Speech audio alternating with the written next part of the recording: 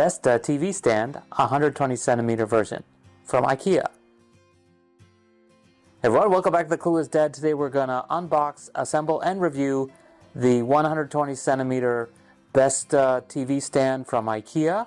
I'm in Japan. It is Christmas, almost Christmas when I film this. By the time you see this, it'll definitely be next year.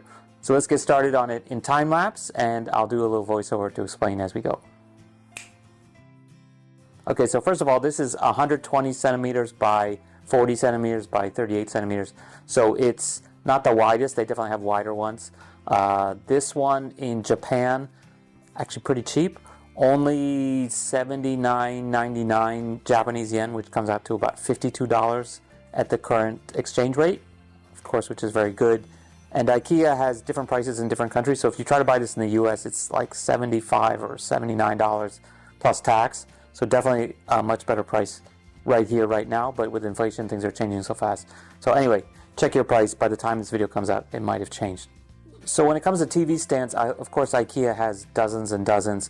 I previously did the very small Ikea LAC one, which was like $20. They have a bigger one, which actually would have worked in this case if I really wanted to risk it. And that one is like $50. And that's basically the cheapest of all the kind of decent TV stands you can get.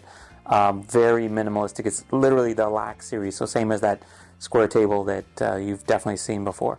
That it used to sell for $9.99. Now I think it's like $12 or $15. So anyway, that's the LAC. I've previously done a video. I'll link to it on the side. But this one is a step up. It's not really like a cabinet with drawers or anything fancy, although you can get a version that I think does have doors. This is just the bare kind of cubes, but it's got the pass-through for the wires and all that you need for a TV. So yeah, it'll just lift your TV up a little bit. This is a 65-inch LG TV, which I also did a video for, which I also haven't put out yet. But as you can see, we just have it sitting on the floor right now because it was way too big for our old TV stand. The big thing with this one is it's got the kind of U-shaped legs, which is good because that means it technically could fit on something smaller. Actually, in this case, much smaller. But the depth is a little bit important because we have earthquakes here. So if it's going to fall this way. And so you definitely want to make sure that you get the full width. And I just measured before I ordered this one, and it's like 36 centimeters. And there's a lot of Ikea furniture which is sub 40 centimeters for TV stands. And that one to me was like almost no margin of error. So I got kind of the deeper one. And so we'll see how that looks when we get it done. Anyway, let's get back to the construction.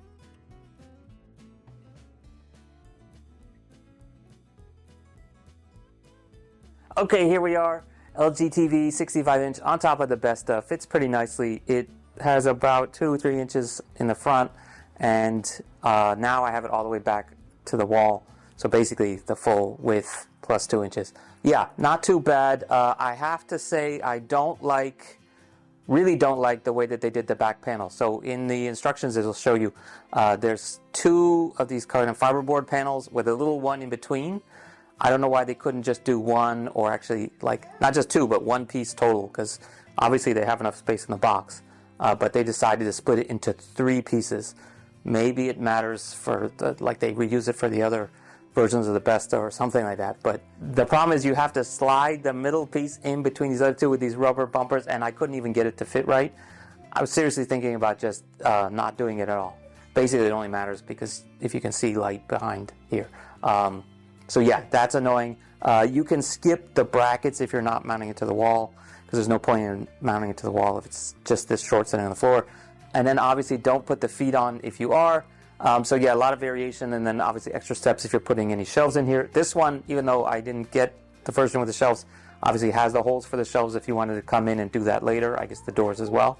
So that's kind of standard IKEA fare. Anyway, it has like a plastic bracket that goes in on the top and bottom where the wires are supposed to go through.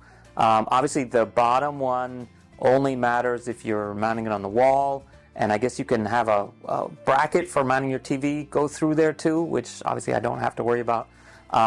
So that's kind of useless. You could obviously skip that, especially if it's on the ground. For the upper one, it's kind of the cable management system. So there's like a static piece and then a foldable, bendable one that you can stick the wires in through. We're not going to use that because we don't have any VCRs or anything underneath here. Do people even have VCRs anymore? So yeah, it's basically just if I wanted the power strip in the bottom drawer or behind here. So obviously we're going to keep it behind. So anyway, that's basically it for the BESTA. Not super impressive, super dusty. Make sure you bring a vacuum with you, and I would say bring a damp towel, a rag, and just wipe everything down either before or after you put it together. There's almost no point in doing it before because every time you shake one of those holes, there's sawdust, etc. So obviously it's going to be a mess, and then just everything has this like fine dust film on it too. So wipe everything down and then wash your hands really good afterwards. And on that note, see you guys later. Mishan, you want to say goodbye? Okay. And on that note, goodbye. Okay, done. That the thought of just having this stroller with me all the time up in the overhead bin, as soon as you get off the plane, pull it out, unfold it, and walk off. Literally, that could save you